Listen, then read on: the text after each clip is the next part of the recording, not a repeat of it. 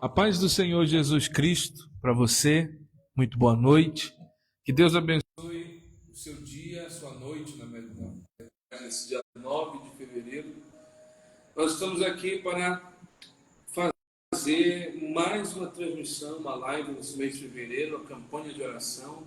Nós estamos fazendo essa live de oração e ministração da palavra de Deus.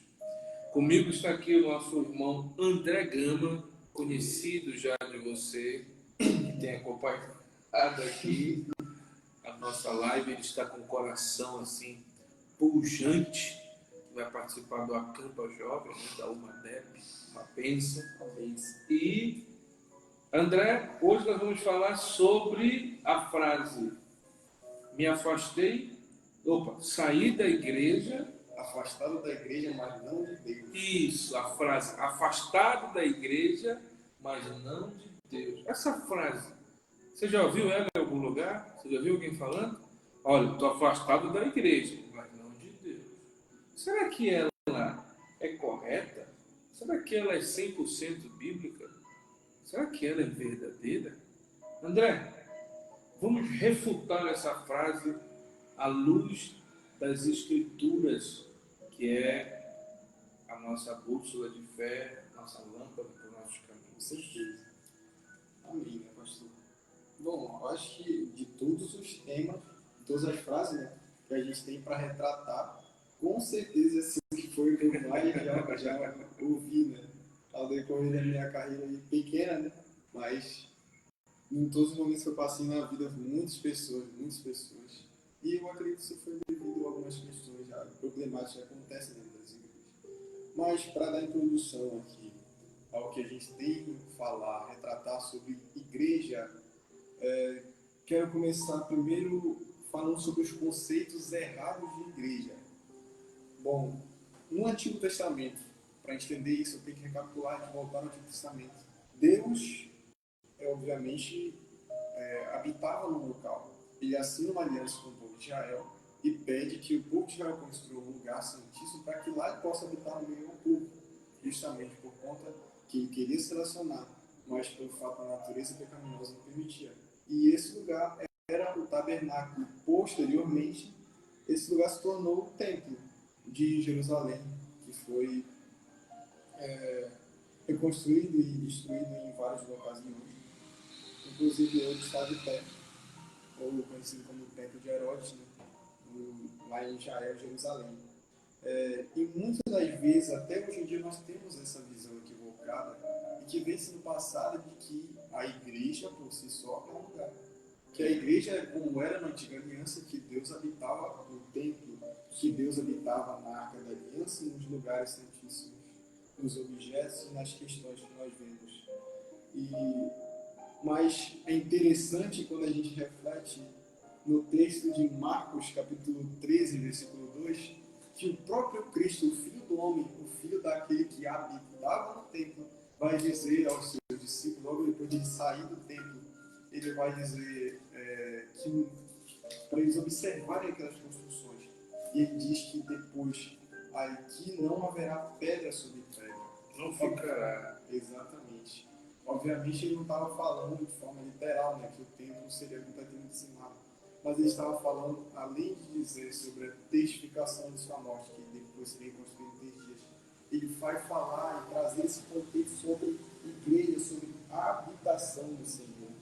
E também o próprio Estevão, nos momentos de sua morte, proclama em Atos 7, versículo... no versículo 48. Atos 7, 48? Isso. Mas o Altíssimo não habita em templos feitos por mãos de homens, como diz o profeta. Exatamente. É interessante a gente ver que ele fala não habita e não habitava. Tem que ter essa diferença. Depois da morte de Jesus Cristo, Estevão tinha essa consciência de que Deus não habitava mais no templo. E, embora ele já tenha habitado, isso é bem claro da Bíblia, antigamente ele habitava.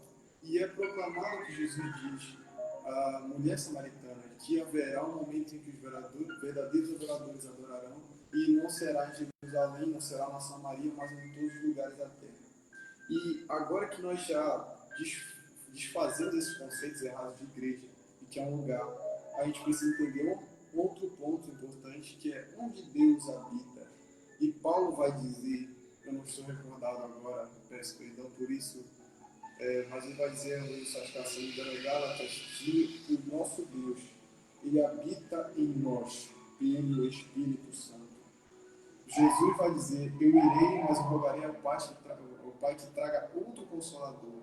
Ele não apenas fala que haverá um substituto para nós na nossa vida, mas que intensificará essa relação. Que por mais que o próprio Jesus Cristo estivesse fisicamente presente, ele não estaria para sempre fisicamente presente, mas ele enviaria outro Consolador. E esse é o Deus presente em nós. Esse é o Deus que nos habita. E para chegar ao conceito geral que nós vemos retratar aqui sobre a frase distante de Deus, mas não da igreja, nós temos um questionamento interessante que eu já ouvi muitos, inclusive amigos meus na fé, que receberam o avivamento, receberam a conversão genuína e já perguntaram para mim, ficaram desanimados por questões da congregação, da igreja, e já perguntaram para mim, para que igreja? Para que serve a igreja? E isso traz resultado a muitas pessoas que dizem afastado da igreja, mas não de Deus.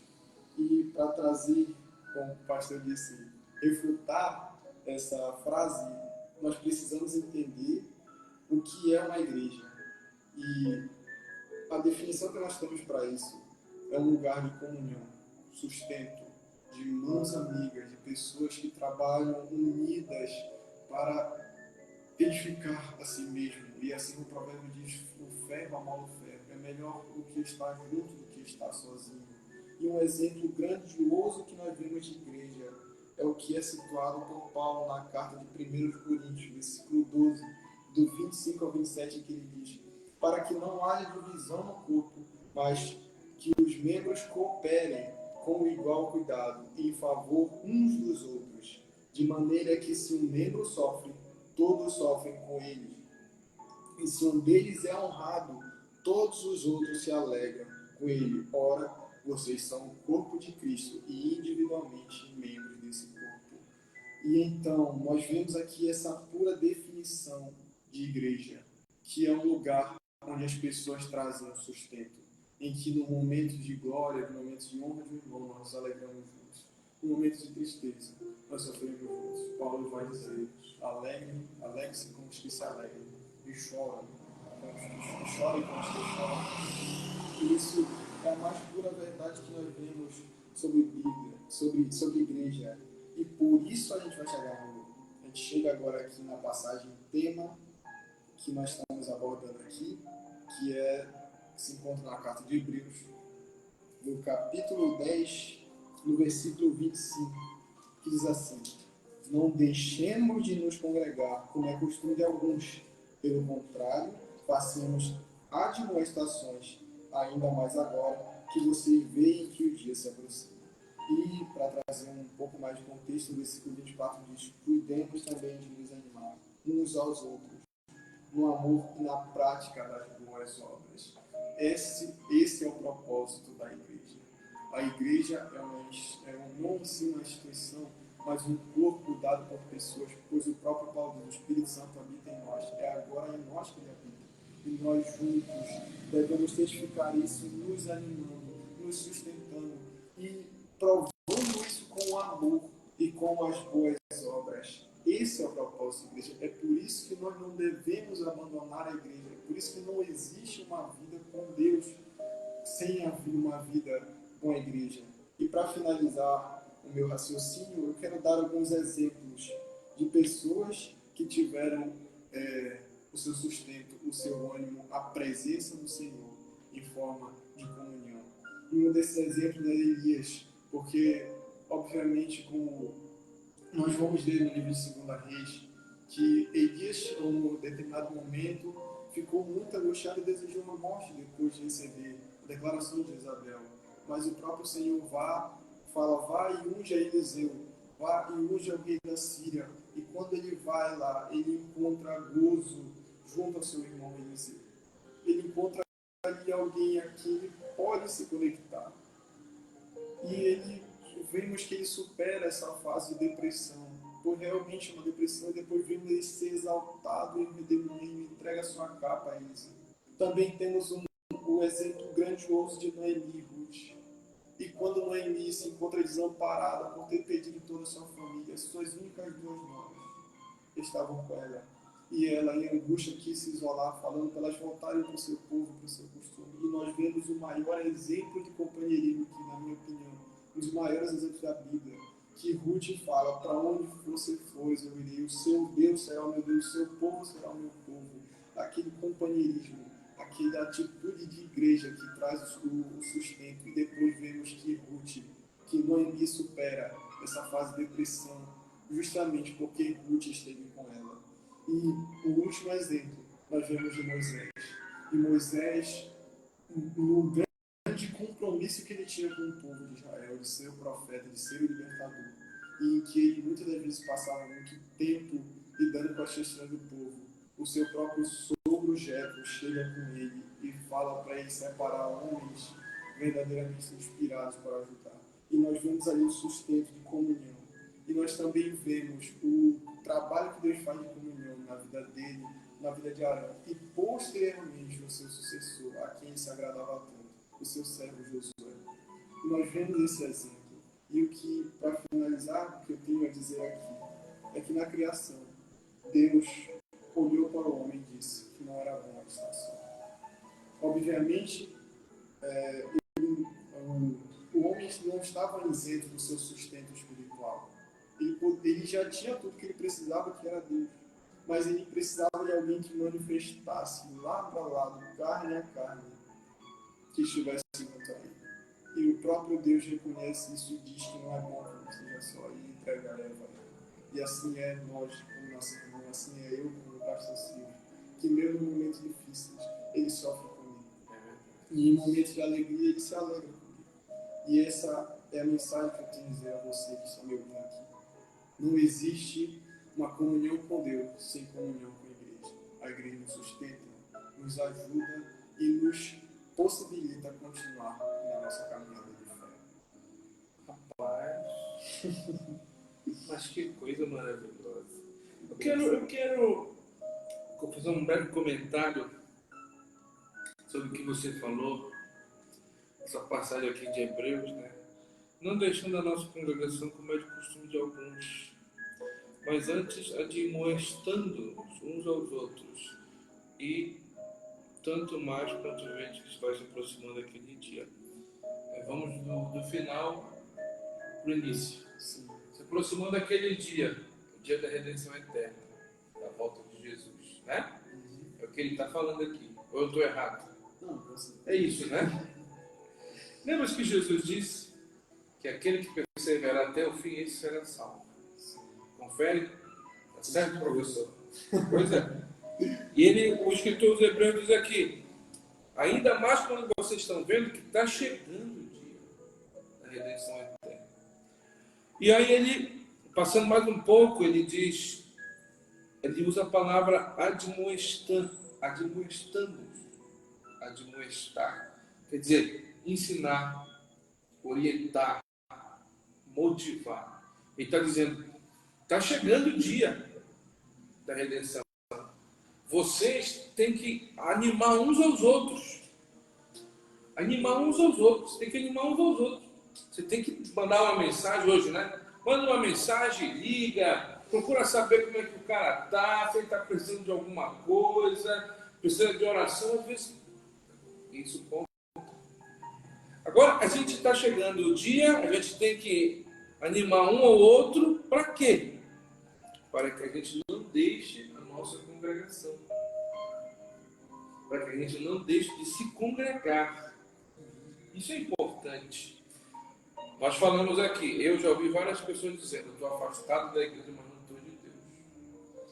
Porque ele acha que ele não precisa se congregar. Você vai perguntar para ele por que ele não quer se congregar. Ele nunca vai dizer que é por causa de Jesus. Não é verdade? Ele sempre vai dizer, não, foi o pastor. Não, foi o Beltrano, foi o Ciclano. Não me deixaram cantar, me afastaram. Quer dizer, futilidades da vida. Então essas situaçõezinhas afastaram ele da congregação. Mas você que está me vendo, que é uma pessoa inteligente também, como o André Gama, que está aqui ao meu lado, a tua vida, você que não está indo congregar, a tua vida melhorou porque tu deixou de se congregar? Se tiver alguém aí que vai ver esse vídeo, que está vendo, e diz assim, olha, pastor Silva, minha vida melhorou e muito, porque eu deixei de congregar. Pode mandar aqui, procure se comunicar conosco, que eu vou parar de fazer essa live aqui e vou dizer, você está certo e a Bíblia está errada. Por quê? Porque não existe ninguém que melhorou porque deixou de se congregar. Eu conheci pessoas que não estão se congregando há anos. E eu pergunto para eles, você tem saudade? Ele diz, eu tenho. Você tem vontade de voltar? Eu tenho. Sabe por que ele não volta? Porque ele não tem força. E por que ele não tem força? Porque ele alimentou mais a carne. A igreja dele é Cristo em carne. Então, ele primeiro se revoltou contra, eles dizem, o sistema, né? Só que ele não entende que o sistema está lá. O sistema existe, não vou dizer para ti que não existe. Exatamente. Mas não tem sistema que resista ao poder da palavra, ao poder do Evangelho.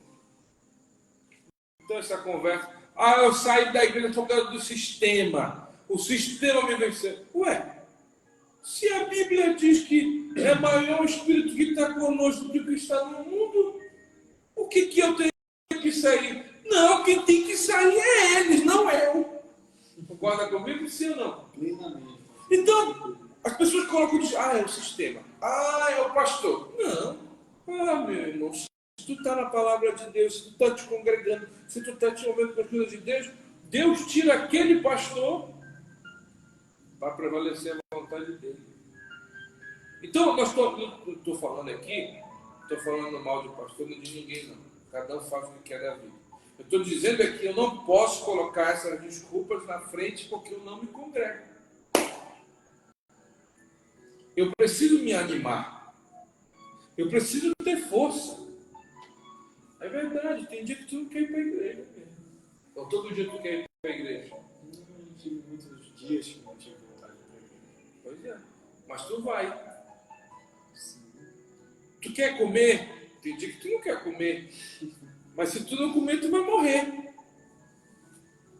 Sim ou não? Quer tomar banho todo dia? Nem sempre. Mas tem que tomar banho, é uma necessidade. E olha só, nesse mesmo capítulo que você leu, olha o que o escritor dos Hebreus diz. Leia lá, versículo 36. O versículo 36 diz assim: vocês precisam perseverar para que, havendo feito a vontade de Deus, alcancem a promessa. Vocês precisam do quê? Perseverar. Precisa do quê? Perseverar. Para depois que tu fez a vontade de Deus, possais alcançar a promessa. Eu faço a vontade de Deus, eu persevero e alcanço a promessa. Eu faço a vontade de Deus, eu me congrego e alcanço a promessa. Eu faço a vontade de Deus, eu canto, prego, faço o que tenho que fazer, resisto ao pecado e alcanço a promessa. Então, não ponha você que está me vendo, não ponha a culpa em pastor, não ponha a culpa na irmã, não ponha a culpa, armaram para mim. Irmão, eu vou um dia contar aqui para vocês o que já fizeram de armação para mim sair da igreja. O que foi que fizeram para armar para me entregar e não ser crente mais. Um dia eu vou contar aqui para vocês tudo que fizeram. E nem por isso eu saí. Para encerrar, que a gente não consegue, eu estou bravo, né? Eu comecei a tocar teclado na igreja, vou contar essa pequena situação. Eu já percebia quando eu era adolescente que no tempo central, vou falar bem baixinho aqui para o pessoal não ouvir. Eu já percebia quando eu era adolescente, André, que no tempo central tinha muita disputa. Tinha um querendo aparecer mais que o outro. E eu disse para mim mesmo, sabe o que eu vou fazer? Eu vou ficar lá na minha igrejinha, lá perto de casa. Que lá minha igreja é de chão batido e ninguém vai me perturbar. Acho que foi pior. Piorou. Que o primeiro que me perturbou, sabe quem foi? Adivinha? O meu dirigente. Eu tocava e cantava. Levava meu teclado para a igreja, ia para a escola dominical, culto de ensino, tudo estava lá, sexta-feira. Um belo dia ele deu ordem para o porteiro. Falou assim: o dirigente não quer que você toque mais. Por quê? Não sei. Ele disse que não quer que tu toque. E aí, o que tu ia fazer? Se eu fosse uma pessoa que não fosse necessário falar, sair dessa igreja, né? Esse pastor ali não deixa eu nem tocar. Estou ajudando ele, ele não quer me deixar ajudar. E você, o que você faria? Sabe o que eu fiz? Eu falei assim, ele não quer que eu toque, mas me impedir de ir para a igreja, ele não vai. Ele não quer que eu toque, tá bom, deixei o teclado lá atrás e sentei no primeiro banco. Fiquei assim, acho que uns 7 meses. Até que um dia, o pastor presidente foi na congregação, me viu lá, não estava tocando. O que você está fazendo aí? Está tocando? Também não falei mal do meu dirigente. Porque se fosse outro, eu dizer, esse dirigente que o senhor colocou aí está se levantando contra a minha chamada, contra o meu ministério, é porque Deus está comigo e ele está sendo usado pelo diabo. Não, nem um pio não, pastor. Estou tocando mais, ele muito experiente, percebeu logo o que tinha acontecido. Disse, tá bom, te despede daqui, tu vai lá para o tempo central comigo. E aí foi que o meu ministério desenvolveu. Agora, se fosse outro, vou sair da igreja. O dirigente não gosta de mim, eu vou sair. Para de dar desculpa porque ele te afastou da igreja. Cria vergonha na tua cara. Volta a te congregar. Procura a tua igreja. Se tu está magoado com algum irmão, pede perdão para ele. Vai, porque o dia está próximo. Jesus está para voltar. Volta a te congregar. Não caia nessa balela que diz assim, estou afastado da igreja, mas não de Deus. É mentira! Tu só se afastou da igreja porque primeiro tu te afastou de Deus. Essa que é a verdade. Então eu encerro agora a minha palavra. Vou achar que você está com raiva de novo. Né? É verdade. Eu encerro, que já passamos do horário aqui. O André vai ter um outro compromisso. E eu também tenho um outro compromisso com a minha esposa. Mas quero deixar essa palavra para você, que o André falou, muito pertinente, que nós falamos, pertinente. Pense bem, analise bem. Volte. O teu lugar está te esperando. André, vamos orar agora. Hoje eu quero que você ore com essa oração completa. Eu não vou terminar. Tá? Só vou me despedir depois do povo. Graças a Deus. Vamos orar. Feche seus olhos como de costume. Se não puder, fique de olhos abertos mesmo. Se ajoelhe ou fique sentado. Mas o importante é que seu coração esteja à disposição de falar com o Senhor nesse momento. Vamos orar. Senhor, meu Deus, Pai amado, aqui estamos em Tua presença, Senhor, reunidos. Eu aqui com o pastor Silas e as demais pessoas que estão nos acompanhando por essa live, Senhor. Que o Senhor possa estar com elas, meu Deus. E que nós louvamos o Teu nome por o Senhor nos dar a oportunidade, meu Deus, de cumprir a Tua palavra, de falar e espalhar a esse mundo, Senhor, o que ela tem a dizer aos nossos corações, meu Deus. Que possamos tomar pelo alicerce de nossas vidas. E como já foi dito aqui, meu Deus, não possamos nos deixar levar por mentiras que parecem ser verdades. Não possamos nos deixar levar, Senhor, por apenas um ditado popular que foi forjado na minha igreja. Mas que nós possamos viver à luz da Tua palavra. Pois assim como o salmista Davi disse, luz para os meus pés, é luz para meus caminhos, lâmpadas para meus pés, é a tua palavra. Que nós possamos ser guiados e receber a iluminação divina pela tua palavra, Senhor. E que nós, meu Deus, não venhamos fazer como alguns, como foi dito na carta aos Hebreus, e nos deixar de congregar por qual seja o motivo, mas que nós possamos nos manter alicerçados na tua palavra e não nos afastarmos da tua presença, que nós não possamos nos deixar de congregar, mas permanecermos firmes, perseverantes para alcançarmos a promessa, para alcançarmos, Senhor, o dia da redenção, a qual nós fomos selados pelo teu Espírito ao dia, Senhor.